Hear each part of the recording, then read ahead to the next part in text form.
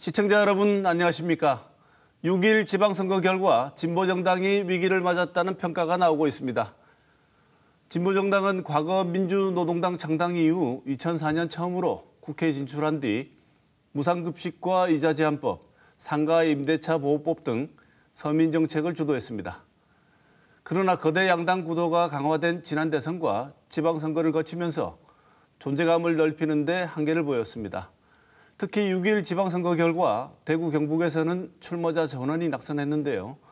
이번 토론에서는 진보정당 위기의 원인과 앞으로 나가야 할 길에 대해 토론하는 시간 마련했습니다.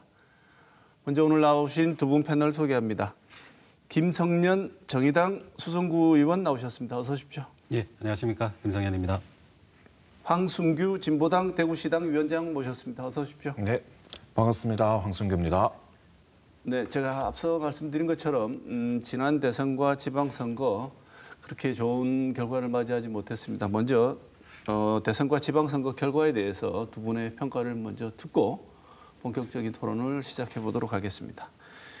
올 3월 대선 3개월 만에 또 지방선거가 치러졌는데 지난 대선 지방선거 진보정당은 사실은 많은 위기 징후가 있다고 언론에서도 평가하고 했는데 내부적으로는 어떤 평가를 하십니까? 김성현 의원 먼저 말씀 주실까요? 예, 참패했다 이렇게 얘기할 수 있을 것 같고요.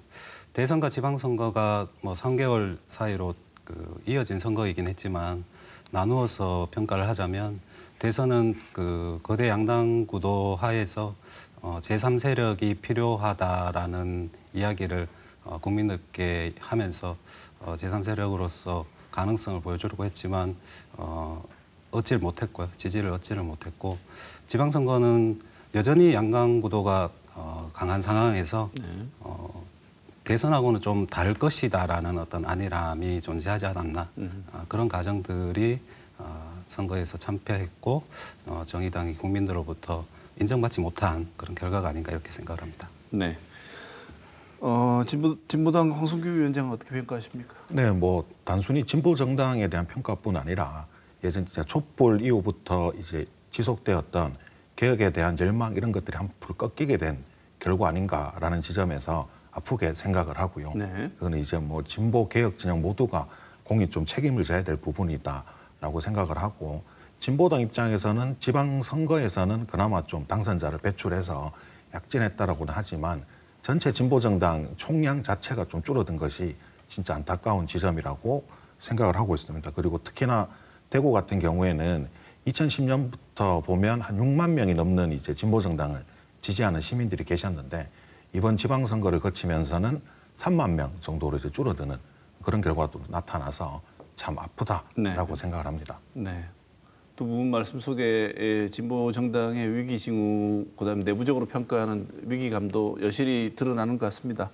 그런데 두 분 말씀 중에 황순규 위원장 말씀하셨지만 과거에 촛불 전국대의 어떤 열망이 조금 다른 사그라들고 변형되는 모습을 보인다고 말씀을 하셨는데 그럼에도 불구하고 각종 여론조사를 보면 거대 양당 구도에 대해서 이 양당 구도에 나의 표를 주기 싫다고 하는 유권자들도 분명히 존재하는 걸 볼 수 있습니다.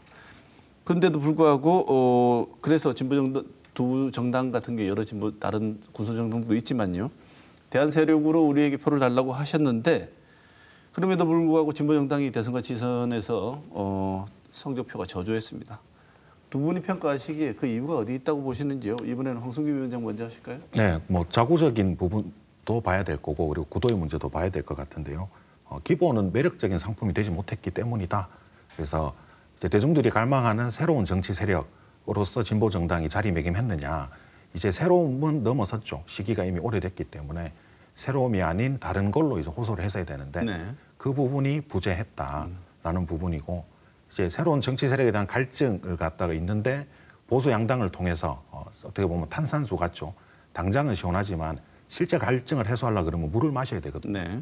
진보 정당이 그 물인데 얼음도 좀 띄우고 해가지고 시원하게 마실 수 있는 물이다라고 강조하지 못한 것 그것이 주체적 요인일 것 같고 그리고 구조적 요인도 봐야 될 것 같은데 이게 어쨌든 선거 제도 자체가 승자 독식 구도로 설계돼 있다 보니까 해봐야 안 된다라는 지점들이 계속 이제 진보 정당들에게는 악영향을 미치는 거 아닙니까? 이렇게 생각을 하고 있습니다. 네, 황 위원장님 말씀하시는 거 보면 황 위원장 자체 반성부터 먼저 하시는 것 같은데요. 네네. 김성년 의원은 어떻게 생각하시는지? 네, 그 지난 대선 그리고 지방선거를 거치면서 정의당은 제3정당으로서 역할을 할 수 있도록 이제 기회를 달라고 했는데 그게 이제 제3의 정치 세력으로서 인정을 받기 위한 노력이었는데요.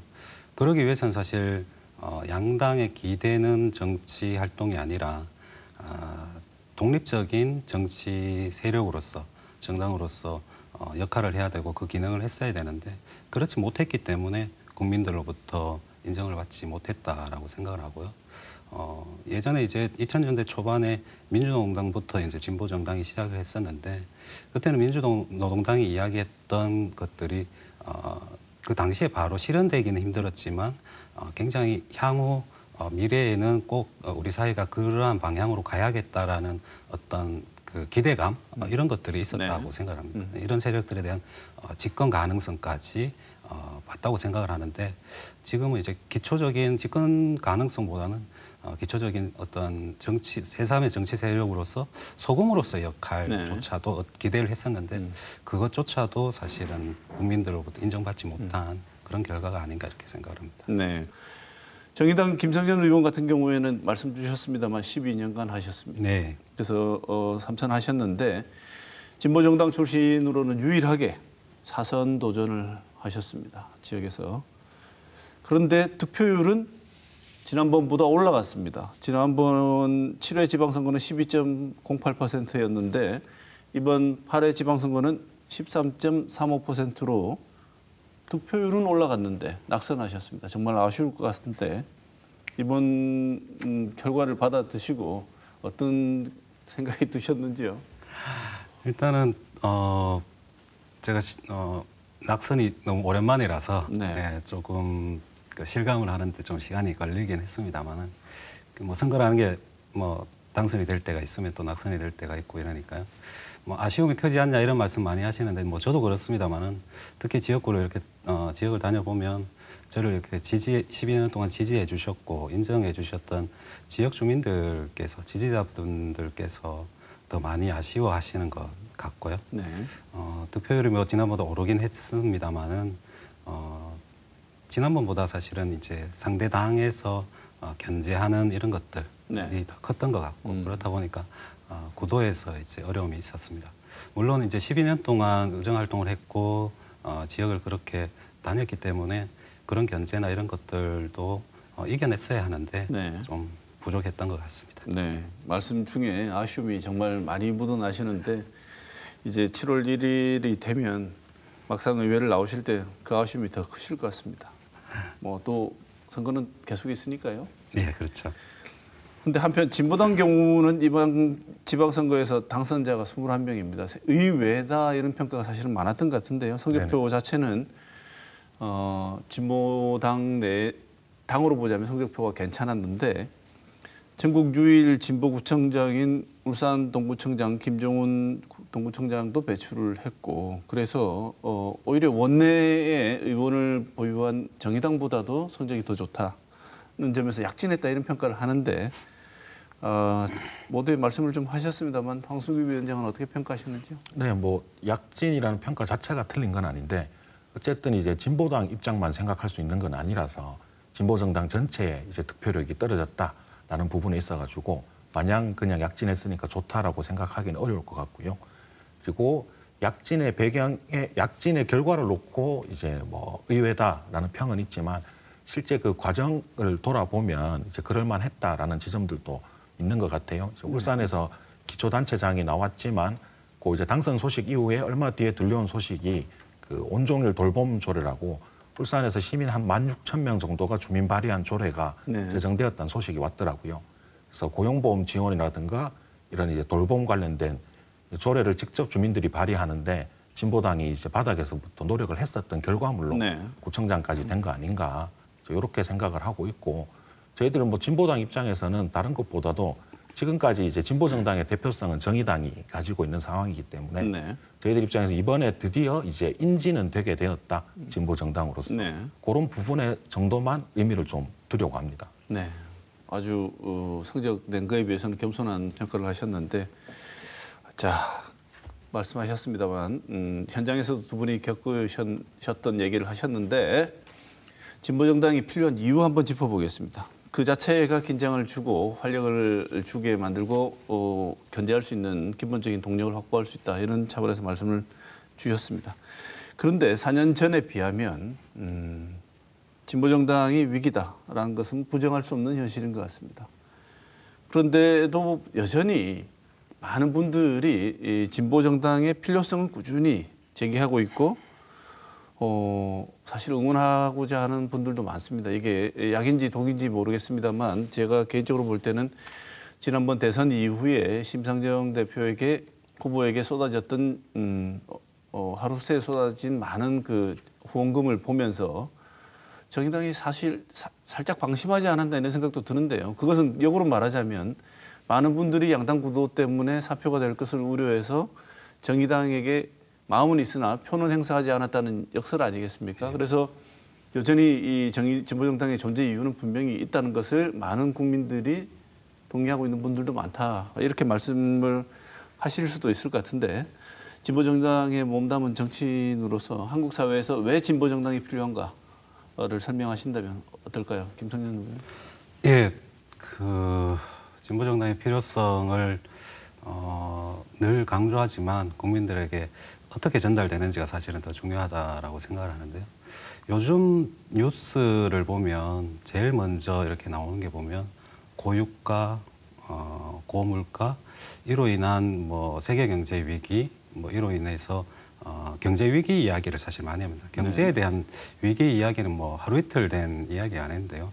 이 말씀을 제가 드리는 이유는 뭐냐면, 이런 경제와 관련된 먹고 사는 것에 대한 위기 의식이 계속해서 생기면 기본적으로 이 패러다임이 사실 변화한다고 생각합니다. 성장주의나 개발주의, 이런 패러다임으로 사실 가속화되고 그렇게 몰입될 수 있다고 생각을 하거든요. 지금도 저는 그런 과정을 거치고 있는 것이 아닌가라고 생각하고, 성장, 개발 이런 패러다임으로 우리가 매몰되게 되면 기본적으로 양극화 그리고 빈곤이 가속화되는 것을 막을 수 없다고 생각을 하고요.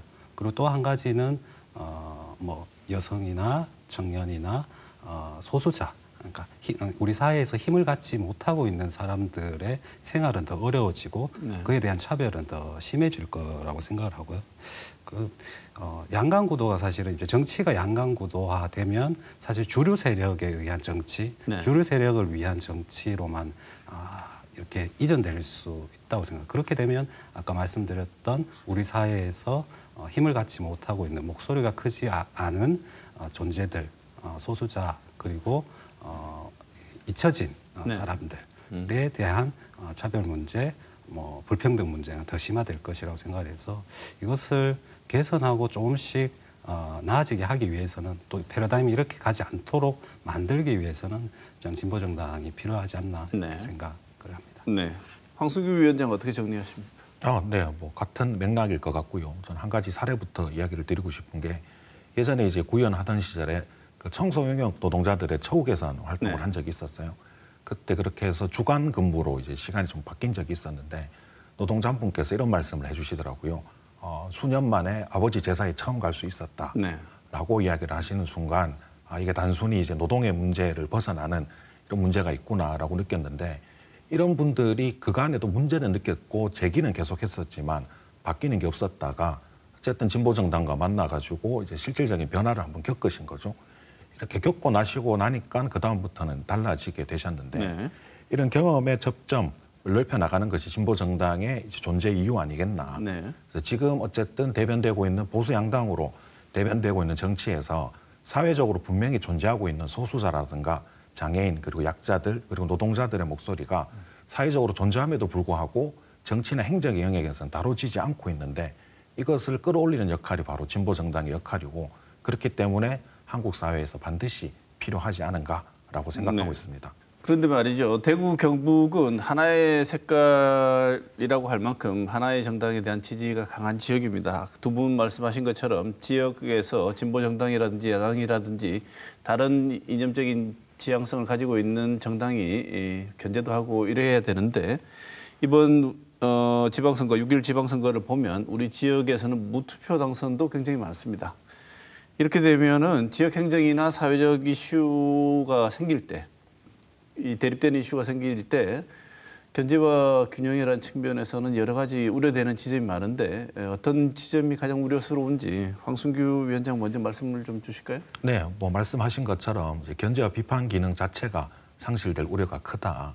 이 경험적으로도 이제 저같이 다른 진보정당 구현이 있었을 때도 예산안 심의를 할 때는 예산 낭비니까 이 예산은 반드시 삭감해야 된다라고 이제 의견을 다 모았다가 다음 날 실제 결정하는 단계에 가서는 표결로 하자라고 해서 밀어붙이는 일도 있었거든요. 네. 그러니까 알고 봤더니 이제 국회의원 공약 사항이기 때문에 무조건 해야 되는 일이다라고 이제 연락을 받으셨다라고 하시던데 이제 그때도 그랬었는데 이렇게 일색화돼 버리면 이런 흐름이 더 가속화될 거고 그리고 이런 일이 있었다는 것조차 밖으로 드러나지 않게 되는 네. 그런 상황이 될 것 같고요. 덧붙여서 이제 제2대구의료원 같은 경우에도 앞서서는 이제 어디에 어떻게 잘 설립할 거냐 이야기만 이제 해나가면 되는 거였는데 지금 이렇게 일석화된 상황에서 이제 한 분께서 이야기하시는 건 어쨌든 설립부터 다시 고민해보자라고 해버리니까 공공성의 문제에 있어가지고 또 걱정되고 우려되는 지점이 생길 수밖에 없을 것 같습니다. 네. 김성전 의원은 어떻게 보십니까? 이번 선거 결과를 보면서 특히 대구 경북 같은 경우에는 저는 과거로 회귀했다라는 생각이 좀 네. 들더라고요.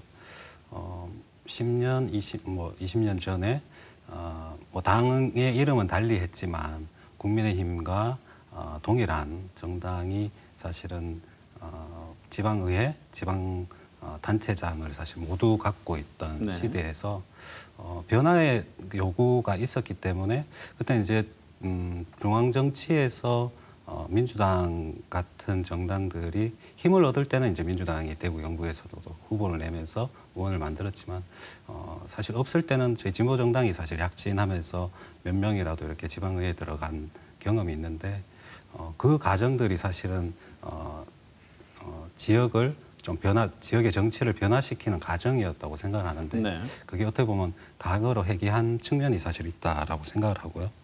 이게 사실 경쟁이 안 되는 거죠. 견제와 균형도 안 되지만 이렇게 되면 정치에 있어 정치 세력, 지역 정치인을 경쟁이 되지 않기 때문에 사람을 키우지 못하는 문제가 네. 저는 발생을 한다고 생각하고요. 앞서 황순규 위원장이 말씀하셨지만 국민의힘의 중심으로 이렇게 단체장과 지방의회가 굴러가다 보면 사실 공공에서 해야 될 역할들이 계속해서 확대되고 커져 나가야 되고 그런 이제 패러다임의 변화가 지금 있는데 이것들이 이제 멈춤을 가져갈 것이다라는 안타까움 이런 네. 게 있습니다.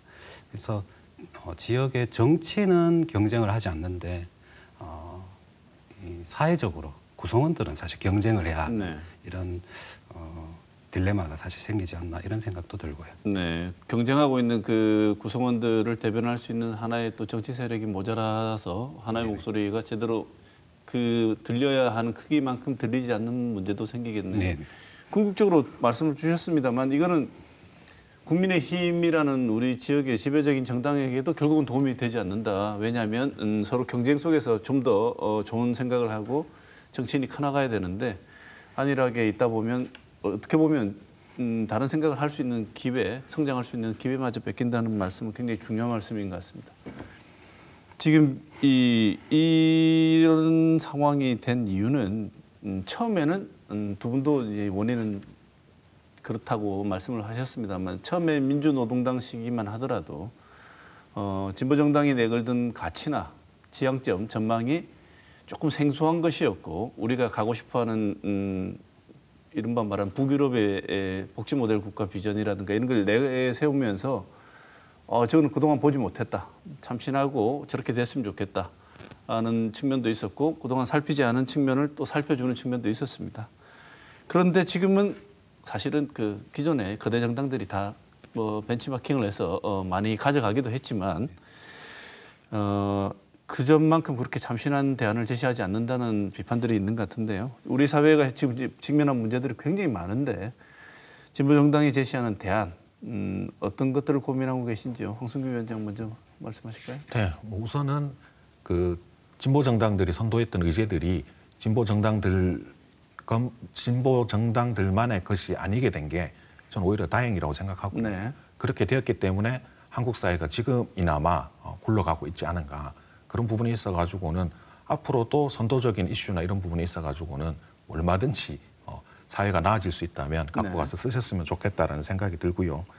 진보 정당들이 이제 어떻게 보면 새로운 뭐 의제를 제시하기보다는 직면한 문제에 대한 해법들은 뭐 계속 제시를 하고 있었다고 생각합니다. 네. 다만 이제 부각되고 주목받지 못했을 뿐이다라고 생각하고 우리 사회가 직면한 문제 중에서 가장 크다라고 생각하는 것은 무엇보다도 양극화 관련된 문제가 제일 크다. 네. 그래서 이제 소득 불평등을 넘어서 이제 자산 격차까지 너무나 커져버린 사회가 됐기 때문에 이 부분에 대해서 이제 구조적인 조정 없이 과연 한국 사회가 안정적으로 굴러갈 수 있겠는가 그리고 미래에 대한 희망을 가질 수가 있겠는가라고 네. 생각을 하고 그래서 소득 격차와 자산 격차를 줄일 수 있는 그래서 뭐 막대한 불로소득에 이제 세금을 매긴다라거나 아니면 노동조합 조직률을 획기적으로 넓혀서 소득 분배율을 높인다거나 네. 이런 것들이 이제 제시하고 있는 대안이라고 보시면 될 것 같습니다. 네, 지금 양극화 말씀하시고 대안을 말씀 주셨는데 항상 어디에서 부딪히냐면 입법에서 부딪히는데 법을 입법하지 않고는 방법이 없는데 원내 진출은 안 되고 그래서 참 공공한 지점에 있지 않나 하는 생각이 드는데 김 의원님 어떻게 보십니까? 네, 앞서 그 민주노동당의 예를 들어주셨는데요.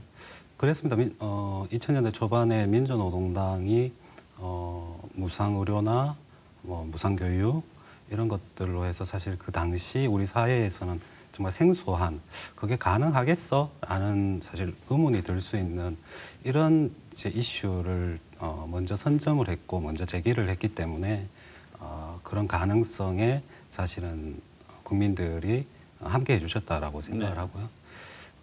앞서 뭐 예로 드신 뭐 북유럽식 뭐 복지국가 모델이 더 이상 진보 정당의 전유물이 아니다라는 말씀. 아까 황승규 위원장도 말씀하셨지만 진보 정당만의 것이 아니라면 기존의 양당 보수 정당들도 이 정책들 이런 시스템을 이제 받아들였다라는 것이기 네. 때문에 그 시효가 다 했다 이렇게 볼 수는 없을 것 같고요. 네. 이것을 어떻게 우리 사회에서 제대로 잘 구현할 것이냐 이것이 저는 중요하지 않나라는 생각을 하고요.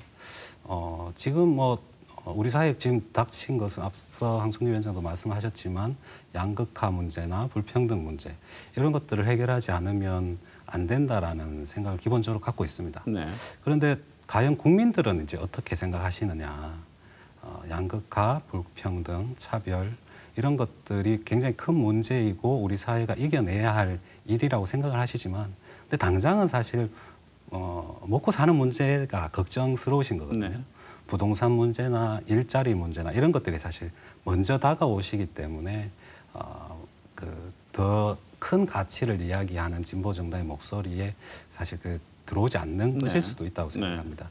그렇다면 국민들이 먼저 맞닥뜨리고 있는 부동산의 문제, 일자리 문제, 이런 먹고 사는 문제와 진보 정당이 이야기하고자 하는 양극화의 문제 그리고 불평등의 문제를 어떻게 이게 연결되지 않았다고 할 수는 없는데 이것이 어떻게 연결되어 있고 이런 정책, 이런 패러다임을 가지고 그 먹고 사는 문제까지 어떻게 연결할 것인지에 대해서 진보 정당이 좀 더 고민해야 될 것이다. 그리고 그것을 국민들께 제대로 보여줘야 될 필요가 있다. 이렇게 저는 생각을 합니다. 네.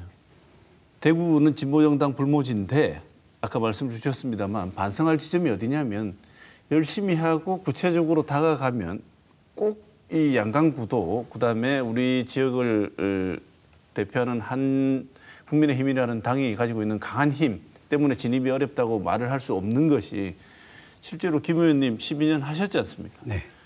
그러면 할 수도 있다는 얘기지 않습니까? 그런데 대구 경북에서 진보 정당 지지율이 유독 정체된 이유 뭐라고 보십니까? 저는 악순환이라고 생각을 하는데요. 네.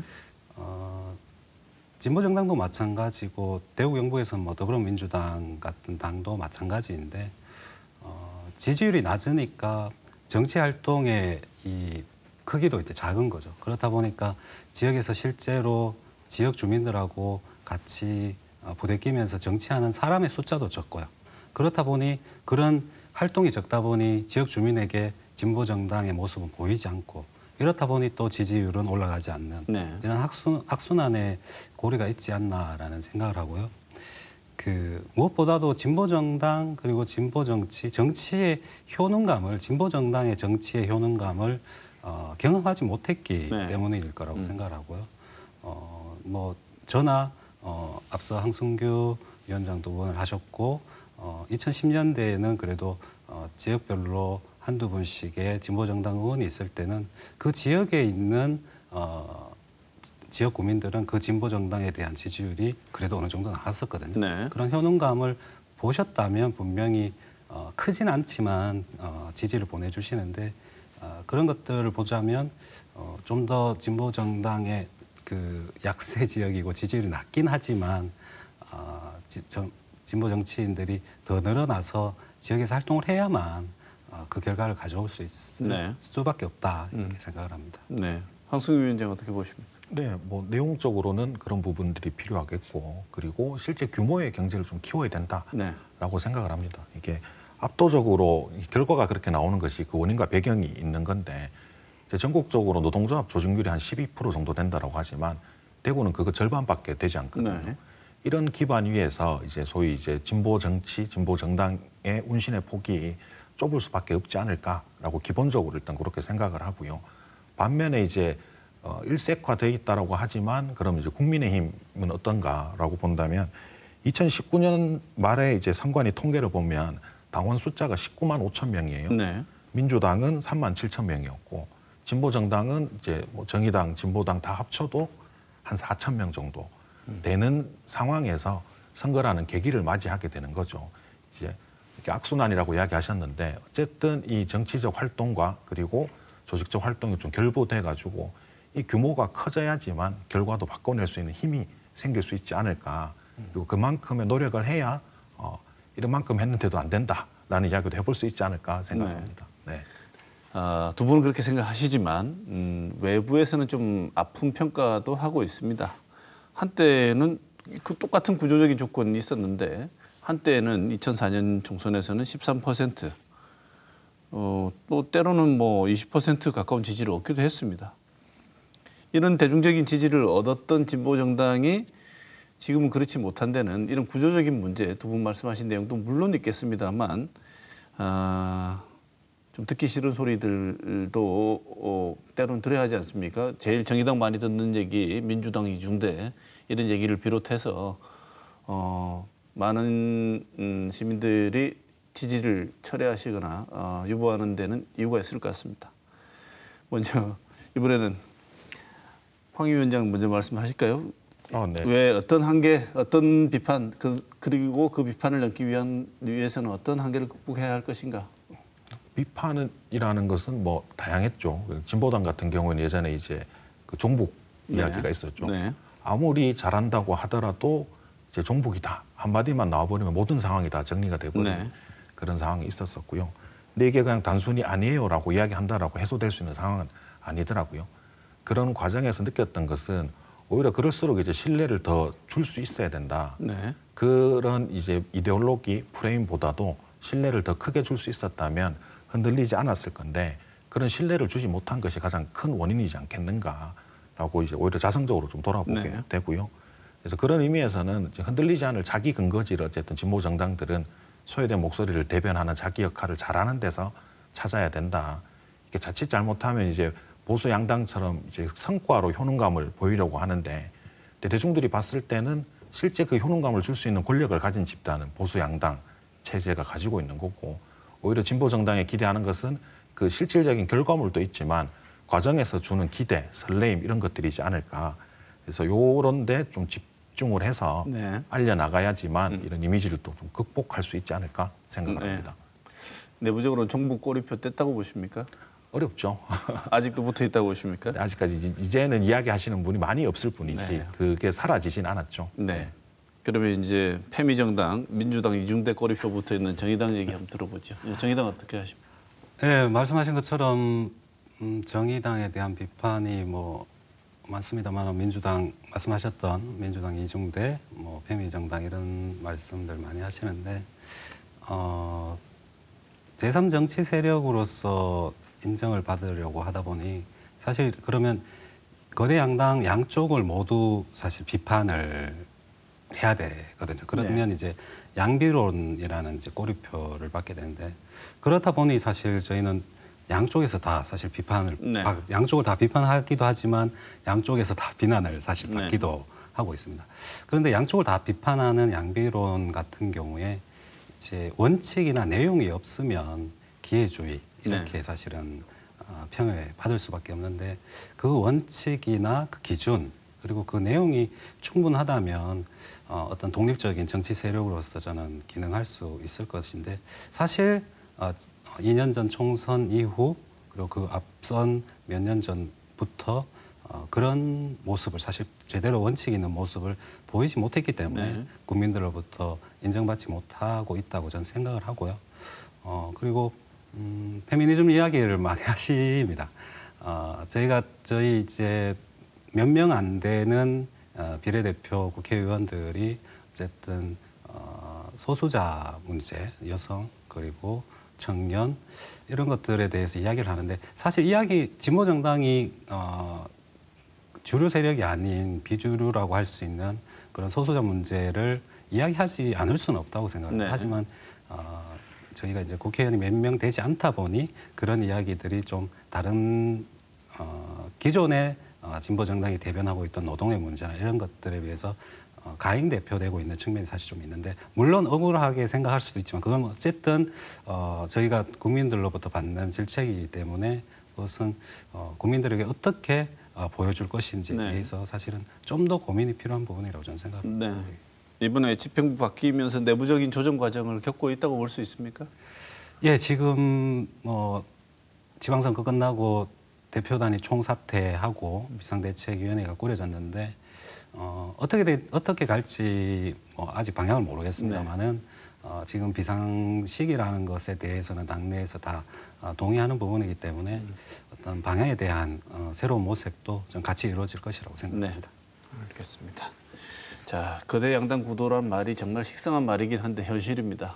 그래서 이 투표 제도, 정치적인 어떤 정치 개혁에 제일 중요한 게 승자 독식 정치 제도를 바꾸는 거라고 하는데요. 이런 구도가 현실로 분명히 존재하고 있는 상황에서 정치 개혁의 방향이 어떤 쪽으로 가야 되는지 그리고 그와 더불어서 이 현실이 존재하고 있다는 전제하에서 당분간 어쩌면 바뀌지 않을 수 있는 것은 현실인데 이 현실을 탓만하고 있을 수도 없기 때문에요. 이 타겟에서 어떤 방향으로 새로운 전략을 구사하실 생각이신지 이 말씀은 우리 또 황 위원장 먼저 할까요? 뭐 이미 정치개혁 방향은 나와 있는데 실행이 안 되고 있을 뿐이다라고 생각을 하고요.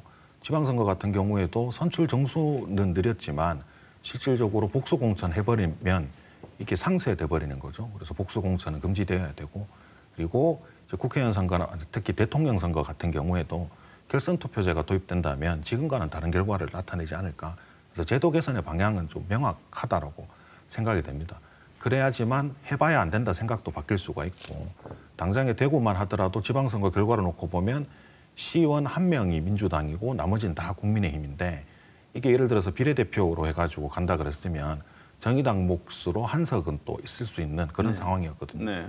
그런 여지가 있어야 이제 사람들도 희망을 좀 가질 수 있지 않을까. 그런 의미에서 정치개혁은 시급한 과제다라고 생각을 하고요.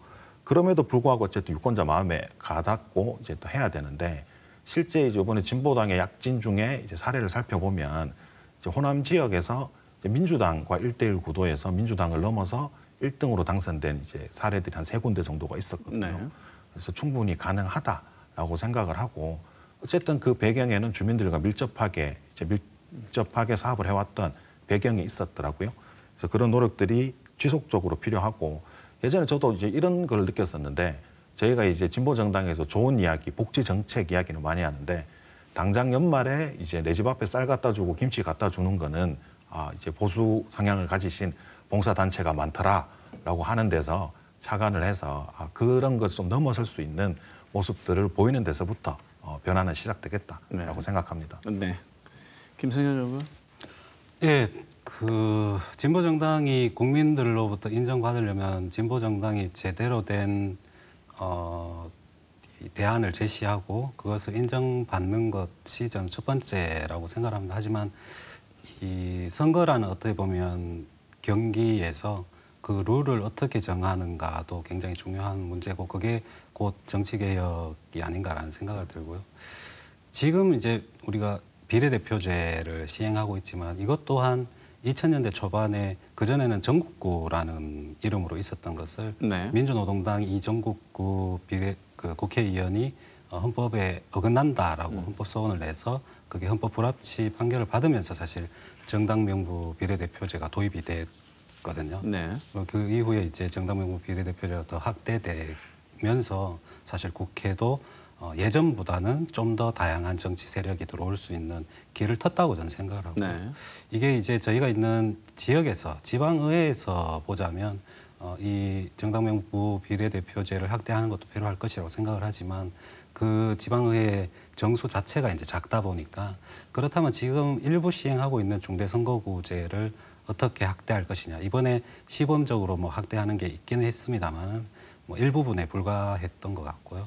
이것을 지금은 기초의회에만 적용하고 있지만 이것을 그 강역의회까지 확대한다면 이번에 대구가 전체 시의원 선거구 중에 반수 이상이 무투표 당선이 사실 돼버렸잖아요. 네. 1등만 당선되는 이런 구조에서 사실 아무도 출마하지 않는 이런 구조들을 개선하기 위해서는 이러한 중대선거구제를 확대하는 것이 좀 필요하다고 생각하고 이 중대선거구제가 확대된다면 저희 같은 필요한 진보 정당이 지방의회에 들어가는 데도 필요하지만 한로에도 필요하지만 또는 다양한 정치 세력이 어쨌든 지방의회에 들어가서 견제와 균형을 할 수 있는 터전을 만들 수 있고 그리고 다양한 계층이 들어갈 수 있는 좀 계기도 만들 수 있기 때문에 이런 선거의 룰은 정치 개혁으로 반드시 확대되고 변화되어야 된다 이렇게 생각이 듭니다. 네. 자, 토론을 마무리할 시간이 됐는데요. 오늘 토론 중에 미처 못다 하신 말씀 그리고 이 말씀은 꼭 시청자분들께 드리고 싶은 말씀이다라고 생각되는 말씀이 있으시면 1분 드리겠습니다. 먼저 황 위원장님 먼저 하실까요? 네, 뭐 잘한다 말씀 많이 하셨는데 물론 이제 진보 정당에 대한 기대가 그만큼 컸기 때문에 또 질책도 크다라고 생각합니다. 그래서 그런 부분을 아프게 느끼고 이번에 대구 경북에서 진보 정당 당선자는 한 명도 없지만 원외에서라도 견제와 균형의 역할을 충실하게 하면서 주민들 곁에서 다시 지지받는 세력으로 거듭날 수 있도록 노력하겠습니다라는 말씀을 드리고 싶습니다. 네, 김성년 의원. 예, 황성규 위원장님 지역 이야기를 하셨으니까 저는 당에 대한 이야기를 하자면 정의당이 지금 해야 할 일이 상당히 많다라고 생각을 합니다. 여러 가지 문제가 있었지만 그 중에서도 그간의 정의당의 모습이 대표 정치인들에게 너무 의존하는 정치를 한 게 아닌가 이런 생각을 들고요. 그렇다 보니 인적 쇄신을 하는데 소홀했다라는 생각이 들고요. 그리고 새로운 대안을 제시하는 측면에서도 아쉬움이 사실 있었기 때문에 이런 것들을 국민의 눈높이에서 어떻게 제시할 것인가에 대한 고민들 저는 해야 될 거라고 생각을 하고 그 당이 작아지다 보니까 그 중앙 정치에 좀 매몰되는 그런 부분들이 사실 있었고 그리고 그렇다 보니 이제 원내 중심으로 이루어지는 정치가 많았던 것이 국민들로부터 인정받지 못하는 부분이 있었을 것이라고 생각을 하고 이후에 당이 작아서 여유가 없기는 하지만 저희처럼 이제 지역에서 활동하는 폭을 더 넓히고 지역에 대한 고민을 더 많이 해야 지역에 계신 주민들로부터 진보 정치의 효능감을 저는 더 만들어낼 수 있다고 생각하기 때문에 지역에서 정치를 더 크게 하기 위한 노력을 하겠다는 말씀 끝으로 드리겠습니다. 네. 김성년 정의당 수성구 의원, 황순규 진보당 대구시당 위원장 두 분 모시고 오늘 TK 진보정당의 미래는 이라는 주제로 말씀 나눴습니다. 오늘 말씀 주신 두 분 감사드립니다. 오늘 토론 여기서 마치겠습니다. 고맙습니다.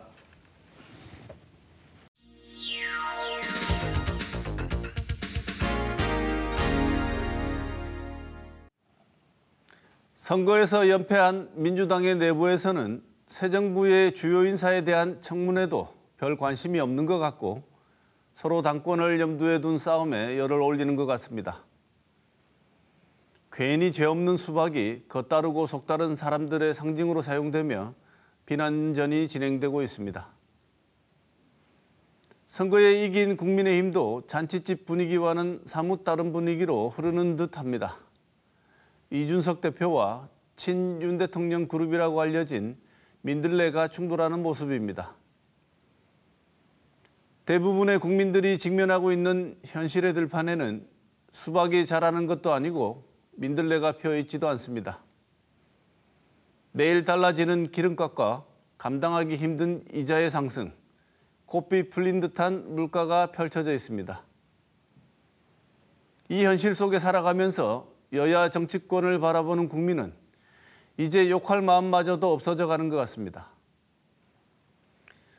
바라보는 곳이 우리 국민과는 사뭇 다른 정치권이라 그들이 정신을 차리고 일을 해도 감당이 가능할까 싶은 파도가 밀려오고 있습니다. 이번 주 시사톡톡은 여기서 마치겠습니다.